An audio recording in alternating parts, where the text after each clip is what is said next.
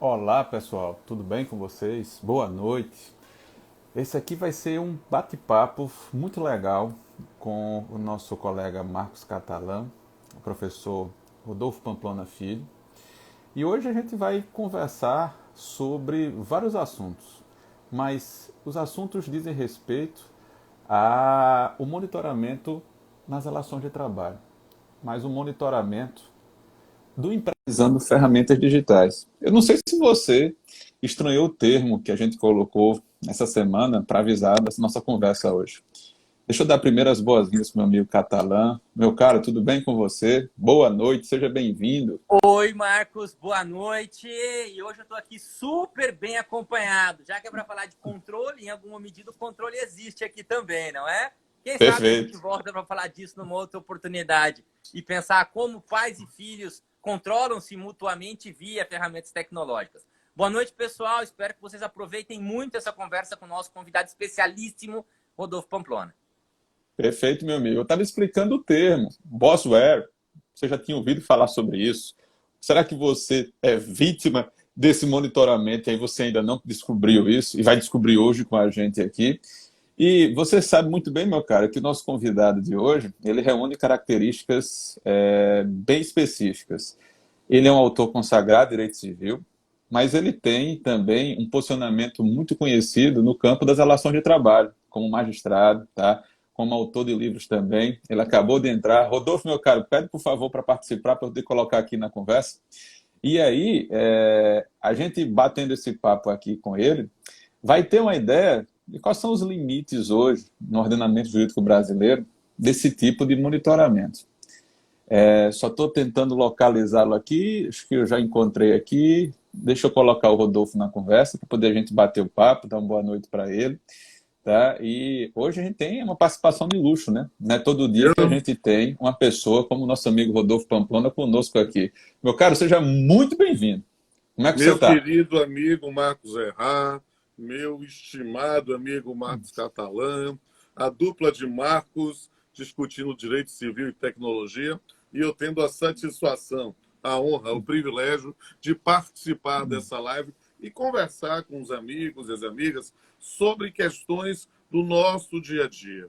Há, sem sombra de dúvida, um novo perfil a ser encarado nas relações trabalhistas como um todo. A pandemia funcionou como uma enzima que acelera determinados processos e, no nosso caso, processos tecnológicos. Se antes de 2020 disséssemos que íamos fazer uma live, uma videoconferência para algum aspecto profissional, e vai perder tempo, que é isso. Vai fazer um congresso, participar virtualmente, as pessoas dizem, não, isso não vale a pena. E hoje há uma nova realidade que nós temos que verificar. Só que neste ponto, há aspectos que dizem respeito à legislação anterior à pandemia e do pós-pandemia. O que a gente pode dizer desde já no início, que talvez a melhor reflexão não seja de um jurista, mas sim de Lulu Santos e Nelson Mota. Nada do que foi será, de novo do jeito que já foi um dia, tudo passa, tudo sempre passará, inclusive a pandemia. Mas a gente vai ter que aprender a lidar com isso. E, meus amigos, devolvo a bola aí para Catalã, porque abriu e eu não deixei Catalã falar. Fala aí, meu amado. Querido, que bom ter você junto com a gente. A primeira estrela de primeira magnitude que a gente recebe nesse nosso projeto Direito Civil e Tecnologia. Obrigado por aceitar estar aqui com a gente. Hoje você tem uma audiência super especial. Privilegiadíssima. A Preciso Ayla conhecê-la Preste. pessoalmente, trazer aqui na Bahia para conhecer a Matília. Tenho 6 cachorros para ela se divertir aqui, né? E aí trazer nessa conexão Bahia, Alagoas, Rio Grande do Sul. Vai ser um prazer receber todos aqui. Iremos, Rodolfo, só para fechar essa fala inicial, graças à tecnologia. Na primeira oportunidade, tomaremos um avião. É importante deixar isso muito claro para o nosso público, especialmente os mais jovens, que quando a gente fala em disrupções, em transformações tecnológicas, isso não tem a ver apenas com o tempo presente, com a tecnologia informática e a inteligência artificial e coisas afins, mas o próprio avião, pensado pela primeira vez por Santos Dumont, ou pelo menos experimentado pela primeira vez pelo nosso Santos Dumont, é uma inovação tecnológica. E graças a ele, nós podemos fazer uma viagem de Porto Alegre a Salvador em 3 horas aproximadamente, com sorte, num voo direto. Quando, se precisássemos ir numa carroça ou no lombo de um boi, levaríamos algumas semanas. Então, isso é muito preciso importante. entender, até que do ponto de vista, pensando nessas interfaces, quando a gente fala de responsabilidade civil e constrói ao tema da responsabilidade civil objetiva, a gente remonta às estradas de ferro, às situações iniciais em que a tecnologia fez, olha, não dá para reservar ou utilizar o sistema normativo fundamentado em culpa em uma relação que ultrapassa, transcende a relação meramente homem-homem, seres humanos e seres humanos. A gente está lidando com máquinas. É a tecnologia que já mostra para o direito civil e para o direito do trabalho que há muito a se pensar. E quero mandar um abraço a todos e todas que estão entrando. O Instagram está bombando aqui, eu estou vendo muita gente entrando ao mesmo tempo no meu perfil e quero dizer a todos e todas que nesse momento sigam esse perfil Direito Civil e Tecnologia. Sem sombra de dúvida, um projeto que tem o meu apoio e que eu participarei sempre que me convocarem. Na verdade, eu não sou convidado, eu sou convocado. E soldado no quartel ou quer trabalho ou quer cadeia. Então, como eu não quero ir para a cadeia, pode soltar aí as perguntas e eu estou aqui para debater. Vamos lá, meu amigo. Então vamos começar esse nosso bate-papo. Então, para quem está chegando agora, imagina o seguinte. De repente você se vê trancado em casa, começa a pandemia, a primeira semana você achava que ia passar 3, 4 dias em casa, você passa 10, passa 15 dias, aí as regras não permitem que você vá ao seu lugar de trabalho, e aí você recebe uma ligação do seu chefe, ou então uma conversa como essa aqui, por videoconferência, e você combina que vai começar a trabalhar de casa. Seu trabalho agora vai ser remoto. E aí, meu caro Rodolfo, a questão é a seguinte. Depois de alguns meses trabalhando, eu começo a perceber que o meu chefe tem acesso. Toda vez que eu estou dentro da minha casa, no meu ambiente pessoal, mas eu estou no horário de trabalho, a, por exemplo, aquilo que eu busco na internet. Ou então, quais são os aplicativos que eu estou utilizando. Meu caro, dentro da minha casa, eu posso ser fiscalizado pelo meu empregador? Isso é permitido? Isso não é permitido? E aí, o legal do assunto aqui é que eu tenho, sob o ponto de vista do direito civil, a questão da intimidade da pessoa, a questão da privacidade. Mas no campo do direito do trabalho, eu tenho o poder de fiscalização do empregador em relação ao empregado. E, afinal de contas, isso foi consentido, existe uma relação negocial entre os dois. E quando a gente consegue trazer um convidado para cá, né, Catalã, que reúne as duas qualidades, que transita nas duas áreas, ninguém melhor para a gente perguntar isso. Poder de fiscalização não é nada novo. Mas esse monitoramento utilizando aplicativos, que a pessoa consegue manter um controle sobre a atuação do seu empregado à distância e de um modo unidirecional, porque eu não faço ideia do que o empregador está fazendo. E em alguns casos, Rodolfo, ele consegue ver a tela do meu computador lá do controle da empresa. Isso é permitido, meu amigo? Como é a tua opinião sobre isso? Olha, essa é uma questão fantástica para debater e eu pretendo estimular meus orientandos a trabalhar esses temas, né, seja na graduação, no lato sensu, no mestrado, no doutorado. Porque é preciso entender que há vários elementos que precisam ser explicados. A noção do poder diretivo do empregador, do qual deriva um poder disciplinar, um poder regulamentar, né? E o poder, nesse ponto, com a possibilidade de aplicação de sanções no descumprimento da atividade, é muito característico da relação de emprego. E isso é muito interessante porque é um diferencial da compreensão do trabalho subordinado para outras modalidades da relação civil. Né? Porque numa relação civil, uma das partes pode punir a outra se houver previsão contratual. O poder diretivo, ele independe de uma previsão contratual. Ele é próprio de quem que assume os riscos da atividade econômica e, por isso, disciplina, ordena, regulamenta dentro do âmbito do trabalho, do posto de trabalho. O trabalho em si, o poder diretivo não é algo novo. Na verdade, o direito do trabalho surgiu justamente também para haver uma disciplina jurídica disso. O meu saudoso professor Calmon de Passos, que eu tive a honra de acompanhar como assistente durante 4 anos, ele costumava usar uma expressão que era bem provocativa, mas que eu acho sensacional. O direito do trabalho regula os limites éticos da exploração, os limites aceitáveis da exploração. Ou seja, é como uma luta de boxe. É preciso saber que aquela violência tem regras, há limites, onde se pode bater, onde se pode fazer. Há, nesse ponto, um limite que é uma disciplina. E é justamente num conflito existencial, ontológico da relação de emprego que a gente reside essa pergunta. É o que a gente chama do conflito dos jus variandi,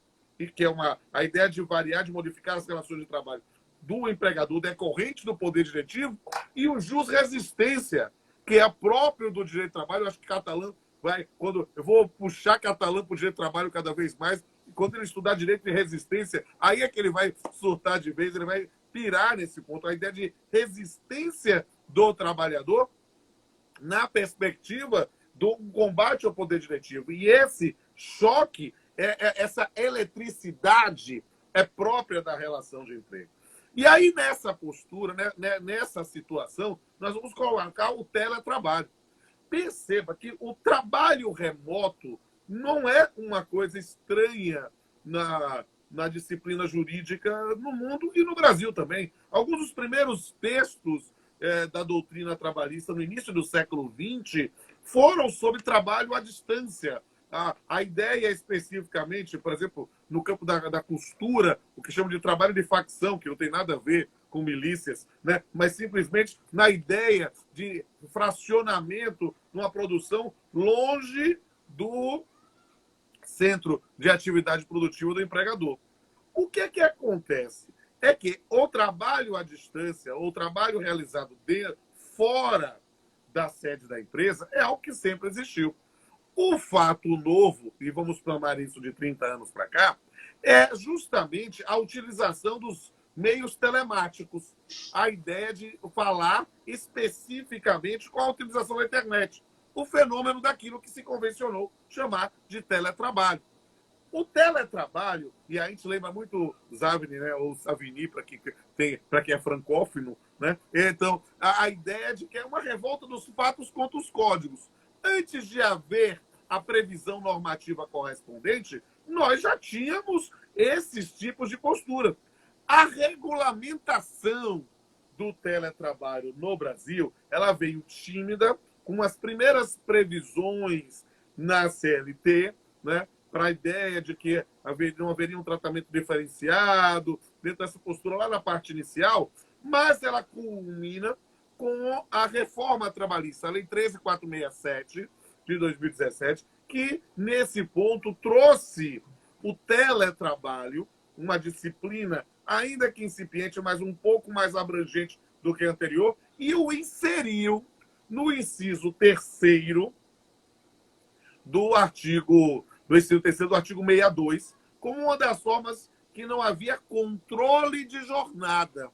Ou seja, em que nós poderíamos pensar nesse trabalho, né, mas sem um controle de jornada. Só que isso, para ir para o teletrabalho, a previsão original, e nós estamos pensando numa sociedade que ela é nativa de um mundo analógico e que migra para o mundo digital. Então, as pessoas ainda não estavam acostumadas com aquilo. Então, o que acontece? O próprio texto dizia, olha, você pode ser contratado para já ir direto para o teletrabalho. Mas se você é trabalhador permanente dentro da sede da empresa para ir para o teletrabalho, precisaria de autorização por norma coletiva, né? Porque era algo excepcional. Você, de repente, está utilizando equipamentos da sua própria casa. Então, era preciso que nós tivéssemos uma situação que autorizasse, que não tivesse algum vício de consentimento, ou pelo menos nenhuma situação de uma atuação difusa do empregador.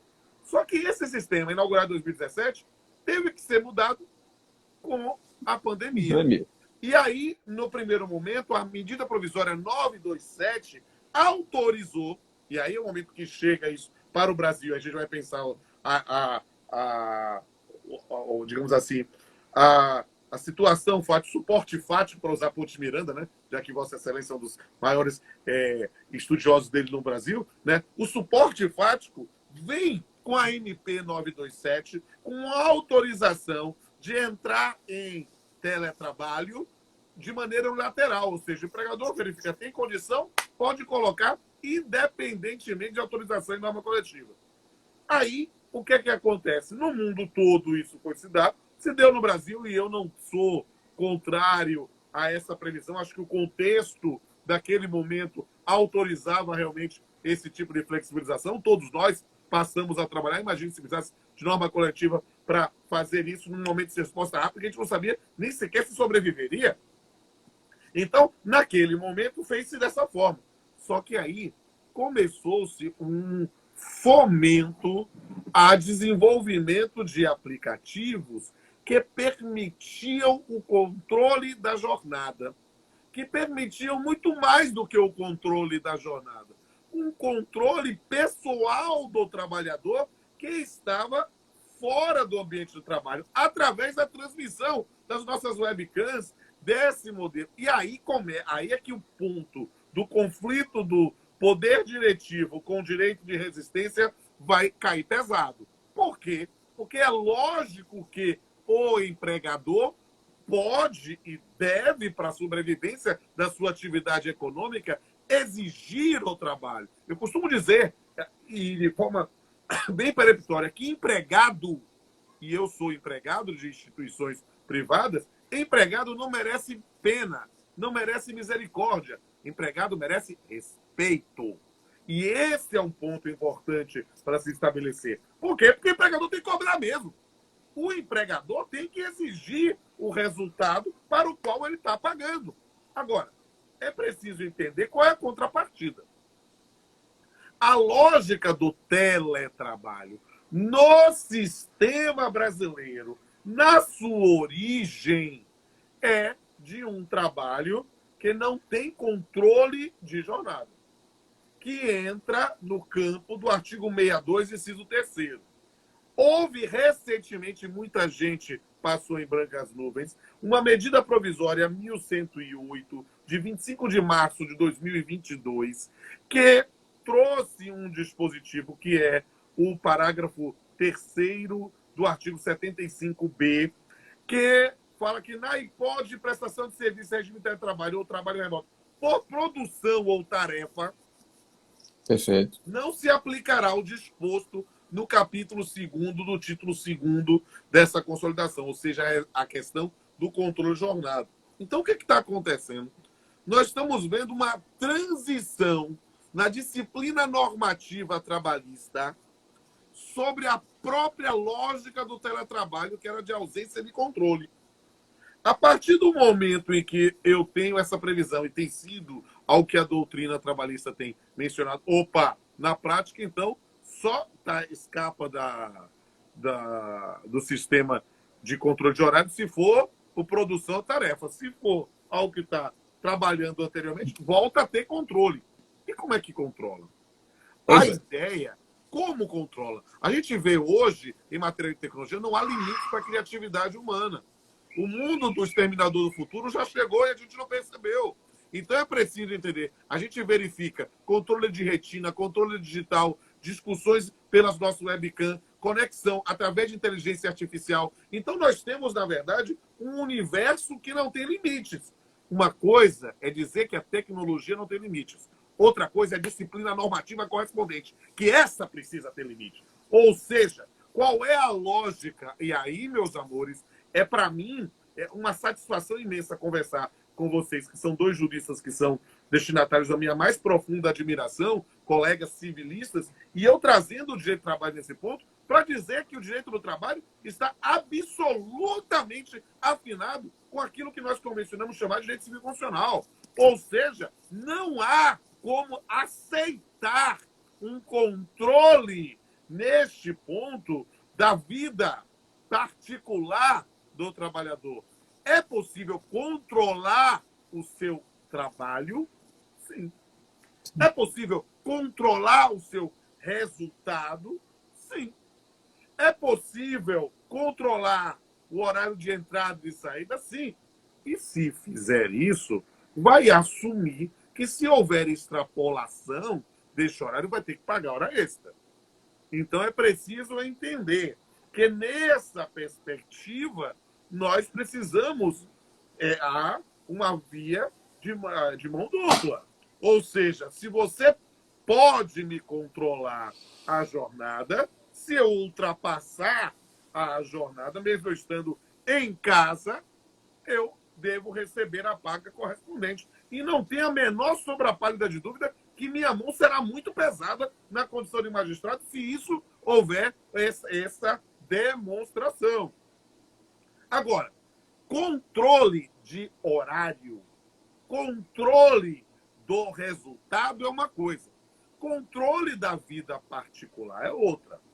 Então, perceba que numa determinada situação, no trabalho, na própria empresa, eu tenho um momento que eu paro para tomar um cafezinho. Eu tenho um momento em que eu paro para ir ao banheiro. Para olhar o celular, para ver notícias. Para ver notícias. É preciso que nessa circunstância, às vezes, num bate-papo no corredor, para espairecer, a ideia, muitas vezes, é preciso verificar esse limite. E o que acontece? A gente tem visto esses aplicativos que se noticiam, e muitos deles classificados, uns estão no Bossware, né? Nessa ideia da mistura do boss com software. Né? A ideia, a compreensão desse tema precisa ser bem localizada. Para quê? Porque, olha só, meus queridos, eu não posso imaginar que este controle de horário seja para levar ao trabalho extenuante. O indivíduo tem que trabalhar o tempo todo sem parar de trabalhar. Não. Esse tipo de controle pode estar lá. Agora, como é que eu controlo? Transmitindo ao vivo a casa do empregado? É possível? Só se tiver autorização. Eu não posso imaginar que eu seja obrigado a transmitir a minha imagem se eu não autorizei. E aí o indivíduo, mas vem cá, o empregador traz um notebook para você e você nem sabe usar, mas isso está sendo transmitido e você não está vendo. Opa, aqui há uma violação à boa-fé objetiva. Se não há informação neste ponto de que é possível, e mutatis mutandis, é o equivalente àquele velho quadrinho, sorria, você está sendo filmado. Ou seja, aqui ali é um limite de boa-fé objetiva para se dizer, olha, é uma situação em que eu posso admitir porque eu tenho conhecimento. Eu não diria que é só boa-fé objetiva. Tem que ser boa-fé subjetiva. É preciso conhecer esse fato para poder se submeter às regras. Utilizar isso como elemento para fazer a comparação entre os trabalhadores, para saber quem está produzindo mais, verificando os resultados, é algo que é possível, mas não como algo que expõe a imagem. Porque a exposição da imagem pode configurar, numa situação de uma lesão autônoma, ou mesmo um assédio moral organizacional. Então, a gente precisa compreender que e eu lembro muito de um poema que eu fiz quando eu fiz o Papeando lá com Carlos Aires de Brito, né? É preciso procurar a justa medida, mesmo sabendo que a justa medida não existe. Nós temos que verificar uma sintonia que vai ter que ser adequada a caso concreto. E eu não tenho dúvida que situações de violações a direitos ocorrerão. E vai tudo desembocar lá na gloriosa Justiça do Trabalho. Acho que já falei demais, era só uma introdução, né? Mas eu acho que era preciso fazer isso, primeiro para a gente discutir o seguinte. Eu acho que, amigo, vamos pontuar algumas coisas que você falou. A gente sai de um cenário de nenhuma regulamentação para um cenário de regulamentação de teletrabalho, que era uma opção, e de repente a gente se vê forçado a trabalhar remotamente. E aí, nesse trabalho remoto, eu tenho duas circunstâncias. Circunstância número 1, e isso aconteceu com a maioria no primeiro momento, eu vou me virar com os equipamentos que eu tenho na minha casa. Então, os equipamentos que eu estou usando são meus, E é como se o empregador estivesse virando aquilo contra mim, porque ele está utilizando aquilo para me fiscalizar. No segundo momento, a gente começa a estruturar as relações e você começa a receber equipamentos do empregador para isso. Quais são os motivos que levaram inicialmente à criação desses aplicativos? Eu acho que a gente pode definir um como quantificação do trabalho, e aqui colocando inclusive o período de jornada, e dois, a questão de medir a produtividade das pessoas. Tá? E aí, veja, não vejo muita diferença se você tem no contrato avisando que vai monitorar, de você, por exemplo, ser operador de telemarketing e tem uma câmera atrás da sua cabeça, no alto, no teto da sala, e que está filmando todo mundo ali, ou você está num lugar que, por exemplo, tem algum nível de segurança e a pessoa na sala das câmeras dá um zoom para ver o que você está colocando no monitor. Você está no horário do expediente, no equipamento do seu empregador. E aí, nesse sentido, amigo, eu acho que os casos que eu encontro de jurisprudência mais tradicionais dizem respeito ao monitoramento de e-mail. Concorda comigo? Tá? Concordo. Na verdade, essa questão do e-mail é que está consolidada na jurisprudência trabalhista em um acordo, eu vou chamar o de leading case, mas foi antes mesmo da aplicação da teoria dos precedentes aqui, do ministro João Oreste Dallazen, em que se fez a distinção, e isso parece essencial, do e-mail corporativo, o e-mail institucional, o e-mail fornecido pelo empregador, do e-mail pessoal. E-mail pessoal não pode ser consultado, não pode ser hackeado, não pode ser monitorado pelo empregador. E-mail corporativo pode. Ou seja, ali é como uma ferramenta de trabalho que está sendo disponibilizada. Se alguém utiliza o e-mail corporativo, o e-mail profissional, para algum interesse que não seja da atividade profissional, assume o risco. Porque nesse ponto, e aí falando como uma pessoa que vive na interface do direito do trabalho e do direito civil, dizer que é bastante razoável, inclusive, que monitore, pensando no 932, inciso terceiro, combinado com o 933. Ou seja, em uma situação em que o empregado possa causar um dano ao utilizar o e-mail corporativo, o e-mail pessoal, né, em relação a terceiro, porque a empresa responderá com base no 932 e o terceiro com o 933, e objetivamente. Agora, o que é o e-mail corporativo? Mutatis mutandis, mudando o que tem que ser mudado, é justamente pensar nessa utilização. O que é equipamento da empresa pode ser objeto de controle e fiscalização. O equipamento pessoal. E aí eu utilizo um software que invade o meu equipamento pessoal e me permite monitorar utilizando as minhas câmeras. Para mim, eu tenho sinceras dúvidas, inclusive se a manifestação de vontade feita nesse contexto seria válida ou não. Para mim, há uma presunção de distorção ou de abuso nessa situação, já que está utilizando o meu equipamento e eu estou na condição de vulnerável nessa relação e eu acabo aceitando. Porque é preciso entender, e essa é uma lógica que a gente precisa, como civilista, aprender do direito do trabalho, né? Que é a lógica de dizer que o direito do trabalho serve para proteger o empregado, principalmente dele mesmo. Porque ele é o primeiro a se prostituir, ele é o primeiro a abrir mão dos seus direitos pela necessidade. Ou seja, ora, numa situação, Catalã está aí com essa coisa linda que é a filha dele. Olha, pela filha dele, pela Ayla, ele se mata, ele mata, morre, se prostitui, faz striptease e vira gogoboy. Desde que seja para sobreviver a sua filha, e eu faria a mesma coisa com meus 2 filhos e você também, Marcos. Então é preciso entender que o sistema de tutela da dignidade, isso para nós é tão importante no campo do direito civil, o sistema de tutela da dignidade do trabalhador ou do cidadão é para proteger da própria manifestação de vontade dele. Por quê? Agora, porque não é simplesmente manifestar. É preciso deixa eu pegar esse ponto aí. Eu vou listar para você situações que hoje estão disponíveis no mercado dentro do Bossware, ou seja, eu sou o empregador. Eu desfiz a minha sede física e está todo mundo trabalhando em casa. Certo? E aí, o que é que acontece com muita gente? Não tenho recursos para comprar máquinas para todo mundo, mas eu vou fazer o seguinte, eu vou pegar as máquinas que estão no escritório e vou dizer às pessoas que não tiverem computador em casa que levem a máquina para casa para trabalhar.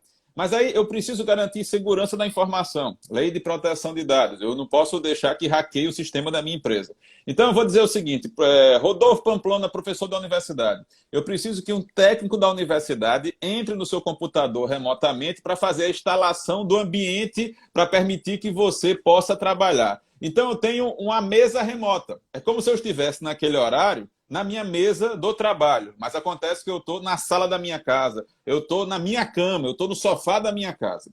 Então, a gente vai ter a situação, Rodolfo, de alguém estar com o equipamento da empresa, no horário de trabalho, mas acontece que, pelas informações do navegador da internet, ele está jogando no Cartola FC. Ou então, ele está vendo o BBB ao vivo no Globoplay. E essa informação vai para o empregador. Essa é a primeira situação. Situação número 2, e isso um pouco mais avançado. Eu posso configurar o uso da câmera de várias maneiras. Por exemplo, na hora de você fazer login e senha, ele tira uma foto de quem está na frente da tela, por uma questão de segurança, para saber se é você mesmo que está ali. Mas aí eu posso programar, Rodolfo, para a cada 15 minutos, a cada meia hora, a cada 2 horas, o computador tirar uma foto da tela e mandar para o empregador.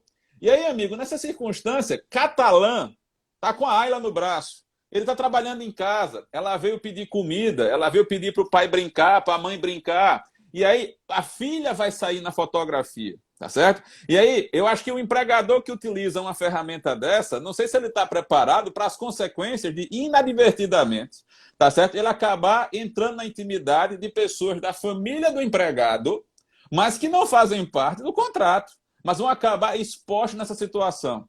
Agora, meu caro, imagine que Catalã é gerente de banco e ele tem acesso ao número do seu cartão, ou ele pode trocar algumas senhas, ele pode ver extratos de movimentação. Num nível mais avançado, o BOSWeb permite, por exemplo, reconhecimento facial. A tela só vai abrir se a biometria do Catalã corresponder, como acontece com os celulares da gente. Mas se por acaso a esposa dele ou a filha estiver junto e olhar para a tela e aparecer na tela, a tela do Catalã vai fechar. Porque apareceu alguém que não tinha biometria. Olha, mas aí, amigo, agora. Perfeito, apareceu a Ayla agora. E agora, imagine o seguinte, imagine que essa mesma tecnologia permite que eu acompanhe o que você está teclando, tá? Independente se você está teclando no e-mail institucional, no e-mail pessoal, tudo que você teclar vai ficar registrado num log e pode ser acessado pela empresa. A empresa pode, inclusive, acompanhar o movimento do seu mouse, tá? E na próxima geração de BOSWeb, que deve estar disponível para venda no próximo ano, a empresa vai saber como é que está o seu humor, utilizando inteligência artificial. Quando você conversa com os colegas de trabalho, pela sua sintaxe no e-mail, ela vai dizer o seguinte, ó, esse funcionário deve procurar o RH. Esse funcionário está precisando de uma licença ou de uma avaliação médica, porque ele está com traços de depressão, ou ele está com um comportamento que eu estou prevendo que ele vai causar um dano ou aos consumidores ou aos acionistas da empresa. E aí, quem vende esse equipamento, amigo, ele vende esse equipamento dizendo que o equipamento ajuda a prevenir erros, a proteger as pessoas que são os stakeholders da empresa, aquelas pessoas que, no final das contas, pagam o salário de todo mundo. E a minha pergunta para você é o seguinte, vamos configurar uma situação dessa, e o empregado se sentindo invadido, porque imagina, Rodolfo, que eu divido o computador com a minha filha, e num horário eu trabalho, e no outro horário ela usa o computador para estudar, para fazer pesquisa. Mas aí, dependendo do software que está instalado, ele continua monitorando, porque ele está monitorando o uso da máquina, tá certo? E aí, a questão é a seguinte, qual seria a resposta para isso se o empregado leva o caso à Justiça do Trabalho? Nós estamos falando de dano, qual é a natureza desse dano? Como é que você enxerga isso? Vamos aqui, Jack Stripador, por partes. Há Perfeito. muitas questões a serem suscitadas aqui. Perceba, vamos começar pelo final. Essa questão da utilização, o compartilhamento da máquina é algo que vai ter de ser objeto de disciplina normativa contratual, pelo menos. Ou seja, pode ou não pode, é muito simples. Por quê? Porque a partir do momento em que eu tenho uma máquina que é pessoal do trabalhador, a gente vai ter que ter um tratamento diferenciado em relação a uma máquina que foi disponibilizado pelo empregador. Por quê? Porque, lógico, se eu estou utilizando o meu próprio, meus gadgets, meu notebook, meu equipamento, meu celular, imaginar que o empregador pode utilizar para alguma coisa que não seja relacionado estritamente ao trabalho, para mim já há uma presunção de abuso. E essa é uma questão que é importante destacar. Por quê? Porque nós vamos ter um tratamento absolutamente diferente a depender da origem, da titularidade do hardware, né? Especificamente do notebook. Por quê? Porque ela vai querer brincar. E nesse ponto vai brincar fora do horário do trabalho. E nesse ponto isso ficar registrado faz. E mais, imagine se a Elisa resolve e escrever alguma coisa nesse computador de camisola. Ou se o Catalã está mandando nudes para a esposa, utilizando essa máquina. O Catalã mandando nudes para a esposa. Eu não faria isso jamais, porque eu conheço bem a ideia de estética. E isso seria uma ofensa gigantesca à ideia de estética. Eu gosto desse raciocínio porque você me leva lá para a discussão a respeito do e-mail corporativo, cujo fundamento é o direito de propriedade. Não é a questão da proteção da personalidade. E eu tenho muito receio de toda essa racionalidade reverberar agora com ferramentas tecnológicas muito mais invasivas. Sem sombra de dúvida. E aí, por isso, a premissa de quem fornece é fundamental. Feita a separação de um bem de titularidade exclusiva do empregado, e aqui a gente vai ter que ser absolutamente restritivo, vamos puxar para uma situação que o empregador fornece. Aí a disciplina pode compartilhar ou não pode compartilhar. Por quê? Porque se estabeleceu que não pode compartilhar, qualquer tipo de utilização está dentro de uma regra de violação violação contratual. Mas perceba, não quer dizer que necessariamente tem um dano. Por quê? Porque o equipamento está lá e pode ela resolver brincar sem avisar o Catalã ou a Elisa. Poxa, é claro que não há nesse ponto dizer, não, você é responsável pelo filho menor. Não, é uma situação que foge, muitas vezes, do controle. A situação esse equipamento só é para ser utilizado no trabalho. Ótimo. No trabalho, nós podemos imaginar esse tipo de controle, sim. No trabalho, ou seja, controle de horário, controle de presença, controle de produtividade. Eu não vejo por si só uma violação. Se nós estamos falando de uma máquina exclusiva, de uma máquina à disposição. Agora, a utilização e aí vamos, por isso que eu digo que era por partes, da imagem, neste momento, como está no meu ambiente, eu estou aqui, nesse momento, transmitindo com vocês do meu estúdio. Eu arrumei aqui o meu estúdio de transmissão de aula, eu faço audiência aqui, estão aqui meus livros, mas é literalmente meu estúdio. Se eu virar aqui para o lado, vocês vão ver minha bateria, vai ver outros instrumentos musicais. Estamos literalmente, já tem o piano, tem aqui o resto de roupa para dar de William Bonner, tem tudo aqui. E neste momento, é preciso entender que se essa imagem vaza sem a minha autorização, aqui eu estou mostrando, então está autorizado, é algo que não pode ser utilizado, ainda que tenha sido captada pelo equipamento da empresa. Por quê? Porque, na verdade, aí, digamos assim, querido Catalã, e foi ótimo você invocar no começo a LGPD, é compreender que nós vamos ter aqui uma nova modalidade de dados sensíveis, que são, na verdade, imagens, que vão ser, nesse ponto, precisam ser controlados e seguir a regra da LGPD. Por quê? Porque eu não tenho como garantir que, sei lá, de repente eu estou no trabalho, uma criança venha e invada o espaço, ou os meus filhos peludos venham 6 de vez, minha filha vem e quer fazer surpresa, solta os cachorros, eles entram todos aqui de repente no meio dessa transmissão. É claro que a gente vai ter que ter jogo de cintura, mas esse tipo de imagem que vira, entre aspas, uma videocacetada, não pode vazar do ambiente de trabalho, porque é dado sensível. Ainda que seja alguma coisa no equipamento da empresa. Uma coisa Mas sou aí, eu deixa eu perguntar uma coisa transmitir para a você. minha videocacetada numa transmissão de uma reunião com vocês Privada. e meus cachorros invadem. Outra coisa é você que está na sua casa transmitir essa imagem dessa... Por quê? Porque, note, você agora está expondo a minha imagem. E perceba, olha só, quando a gente faz o lance da gravação ambiental de áudio lá no Supremo Tribunal Federal, é situação distinta. Porque, embora eu esteja autorizando eu conversar com você, eu não estou autorizando você transmitir a minha imagem e os minhas videocacetadas para o resto da humanidade. Ainda que esteja no equipamento do empregador. Agora, eu vou dar pode seguir, eu ia dar um fecho agora mais trabalhista. Não, por favor, por favor. Há Não nesse perca o raciocínio. ponto uma preocupação, que foi um dos livros que eu lancei na pandemia, que é do assédio moral organizacional. A gente precisa ter muito cuidado em relação às políticas institucionais de controle. Por quê? Porque, perceba, as pessoas precisam entender que o juiz do trabalho não é necessariamente sectário. É preciso entender essa compreensão. Que, olha, o empregador tem de cobrar mesmo. Empregador pode exigir resultados. Empregador pode exigir metas.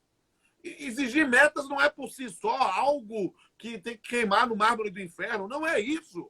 Agora, o que não pode é a meta ser abusiva.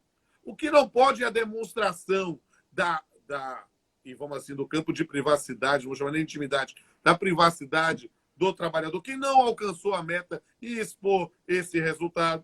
Então, aí, o que acontece? O empregador ter o controle, olha só como pode ser que seja assim, né, uma perspectiva mais civilista do que trabalhista. O empregador pode, com o seu controle, de saber quantas horas efetivamente ele está trabalhando ou quantas horas está logado. Isso aqui vai ser complicado. Porque se quiser transformar isso num banco de horas, vamos ter problemas sérios. Por quê? Porque no trabalho presencial, eu bato ponto e às vezes eu fico no corredor, eu converso com o colega, eu espareço. Se o indivíduo só considerar nesse momento o trabalho literalmente o quanto ele está ali produzindo, isso será massacrante numa jornada de 8 horas. Perceba que quem trabalha com telemarketing, por exemplo, e que tem controle de entrada e de saída, quando vai no banheiro ou algo do gênero, isso é algo que tem uma jornada, inclusive, menor, com intervalos estabelecidos em que você vai pensar justamente nessa limitação, para que o indivíduo possa ter algum controle nessa perspectiva. Note que o trabalho telemarketing virou, no Brasil hoje, o primeiro emprego para a maior parte da população. E aí o que acontece? As pessoas estão trabalhando pela primeira vez, acham estranho que quer ir no banheiro, tem que dar uma pausa. E está dando uma pausa, essa pausa dentro dos limites, está tudo bem. Além dos limites, já vai entrar no banco de horas. Por quê? Porque ele está exigindo o resultado. Atividade presencial. Mutatis mutandis, isso também pode acontecer numa atividade telepresencial, numa atividade de teletrabalho. Só que aí a gente vai ter que pensar, opa, tem controle ou não tem controle? Porque se tiver controle e utilizar isso como banco de horas, por exemplo, vai ter o outro lado da moeda. Vai ter que ter pagamento de horas extras se houver extrapolação. Voltei aqui. Tem controle? Opa, se tem controle, isso, na verdade, não pode ser utilizado para diminuir ou pensar em comparação entre os trabalhadores para a exposição da imagem. Isso pode sim ser um critério razoável para verificar. Olha, nessas 8 horas que nós estamos exigindo de trabalho, ele realmente só trabalha 4 horas e meia, 5 horas. O resto ele fica mexendo em outros sites, ou dados. Ele está muito diferente dos demais empregados. A maior parte dos trabalhadores está indo nessa linha. Este pode ser um elemento a gerar uma advertência e dizer, olha, gente, a gente está verificando aqui pelo que você está usando muito. Olha, verifique. Não, vou pensar em justiça. Não pode. Eu preciso, e por isso aqui a questão que é fundamental lá, eu preciso ter ciência. Porque não é boa-fé objetiva só, não. É boa-fé subjetiva mesmo. É cognócio, é nosso. É preciso compreender que eu estou sendo controlado. Eu preciso saber que tudo que eu faço pode repercutir. Pode repercutir não quer dizer que pode ser publicizado. Pode repercutir. E eu vivi uma situação assim dessa, eu digo com liberdade na época, eu fazendo lives, eu tinha uma namorada que uma vez, eu estava no meio da live, ela passa... Não, minto, não foi nenhuma... Foi uma audiência como juiz, né? E ela passa de roupa de dormir atrás. Meu Deus, e a transmissão estava gravada. Estava de roupa. Estava de roupa, pelo menos. Porque mas era uma roupa talvez mais sumária. Perceba como claro, eu era o juiz, eu tinha controle do que podia e o que não podia. Mas perceba na situação em que eu era o juiz. Será que isso não acontece, de certa forma, em todas as transmissões? A experiência das audiências telepresenciais na condição de magistrado foi extremamente didática para mim, até para o exercício da tolerância. Por quê? Porque, meus amigos, eu já tive que interromper a audiência por alguns minutos, porque eu não conseguia ouvir a testemunha, porque estava passando o carro do ovo lá, e eu só via é o ovo. Eu digo, vamos deixar o carro do ovo passar, porque no local que a pessoa estava não tinha um preparo acústico como eu posso ter aqui. Então, a gente precisa compreender esses elementos até para a decisão, né? E nesse ponto vai ser muito tentativas e erros. Né? A gente não tem, sem a segurança de um preceito legal específico sobre isso, nós vamos tatear. Hoje a gente fala com tranquilidade da diferença do e-mail corporativo e do e-mail pessoal, mas isso foi uma maturação jurisprudencial. Como será isso no nosso controle, nesse novo mundo, nesse nada admirável mundo novo que a gente está vivendo? É algo que realmente a gente vai ver quem será o vencedor desse BBB. Pois é. E aí, meu amigo, eu fico imaginando, por exemplo, uma ação, uma admissão por justa causa. As provas são os áudios que foram gravados, as provas são os prints de tela do que o empregado estava fazendo. Imagina o empregado no horário de trabalho, no computador pessoal, digitando num chat de Instagram ou de WhatsApp alguma coisa contra a empresa. E como a empresa está monitorando o que ele digita, vai chegar para você, magistrado, a transcrição exata do que ele digitou, a captura de tela, ou, se for o caso, ele está falando mal do empregado, do empregador para a esposa, para o filho que está ali do lado, e está tudo sendo gravado. E aí, os próximos anos vão trazer esses casos, com certeza, para o dia a dia, para o cotidiano dos tribunais. Mas o objetivo da gente era apresentar o termo, mostrar para as pessoas que a gente está com um campo aberto para pesquisa, que a gente precisa amadurecer, como você bem falou aqui, tá? E, meu cara, a gente tinha combinado meia hora de papo, a gente já vai em 45, 48, quase 50 minutos. Eu queria agradecer aqui a tua participação, a tua disponibilidade, a doação de tempo para o projeto. E vou deixar o Catalã aqui para as considerações finais e a gente termina com a sua última palavra aqui para o pessoal. Catalã, é com você, amigo. A genialidade do Pamplona leu nos meus pensamentos a minha grande angústia. Como fica esse controle frente à questão da informação? Porque muitas vezes é uma surpresa. Você abordou isso muito bem.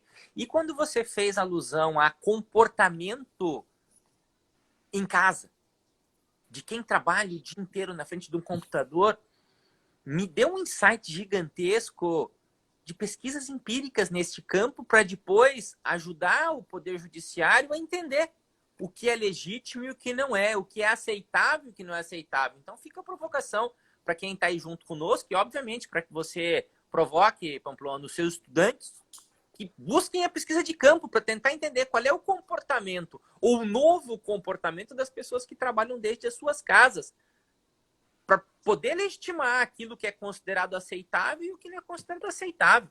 No mais, enfim, você sabe que essa é só mais uma de muitas conversas, de muito aprendizado que você sempre traz para a gente. Aproveito para convidar quem está aqui conosco, que ainda não conhece o nosso projeto, para que nos siga no Instagram, no Direito Civil e Tecnologia. A gente vai ficar muito feliz e está sempre trazendo coisa nova para vocês. Pamplona, um beijo gigantesco, que a próxima vez que eu te veja seja em Salvador ou em qualquer outro lugar, mas que a gente possa, de fato, se abraçar e se beijar. Obrigado, amigo.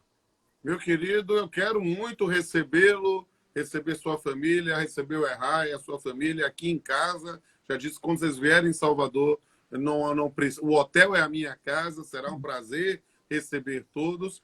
E dizer que esse tema é sensacional. Quando o Erra me mandou a mensagem, eu digo, deixa eu dar uma pesquisada para a gente ver. Há muitas questões que são do meu objeto de interesse, de objetos de que tranquilamente se adequam à pesquisa. Eu acho que a gente poderia fazer aí um intercâmbio, UFBA, Unifax, SESMAC, Unicinos, ao pensar o FPE, trabalhar alguma coisa nas nossas redes, talvez na rede de direito civil, para aproveitar o direito civil e tecnologia, mas com a expertise também do direito do trabalho, para trazer. Acho que a gente tem muito a ensinar, muito a aprender e muito a pesquisar para poder trazer, sim, e achei a sua ideia sensacional, para subsidiar o Poder Judiciário nos conflitos que fatalmente virão. Para esse tema, eu estou facinho, me sentindo Cine Magal, me chama que eu vou. Muito obrigado, meu amigo. E para você, gostou? Indica para alguém que está estudando esse assunto. A live vai ficar disponível aqui no perfil da gente. Meu caro, bom descanso para vocês. Boa noite. Rodolfo, sem palavras, muito obrigado pela ajuda aqui no projeto e até breve, meu caro. Até mais, pessoal.